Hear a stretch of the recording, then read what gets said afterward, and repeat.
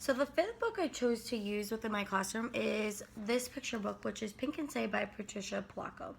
So this is really another great picture book that is an exemplary example of diverse literature. So this story draws the reader in by telling a story of two boys, Pink and Say, during the Civil War.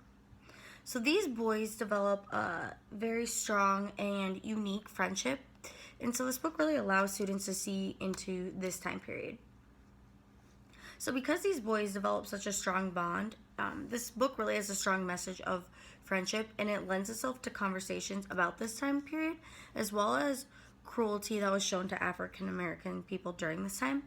And so I really think that this book can be used as a way to talk about racism that was prevalent in society then, how our society has progressed, and as well as racism that is still seen within our society. So this book is a captivating and heart-wrenching story about how these boys work to overcome a challenge, and this book is also based upon a true story, so it really does give students that direct insight into how it felt to be someone their age during that time. And so my favorite quote from the book is the following. So it is, "I watched tears fill his eyes and cleaved my hand to his until they wrenched us apart.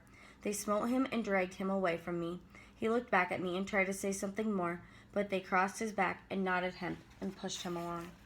And this picture is one of the pictures. So this is another thing I wanted to point out is how captivating that these pictures are as well, and how they really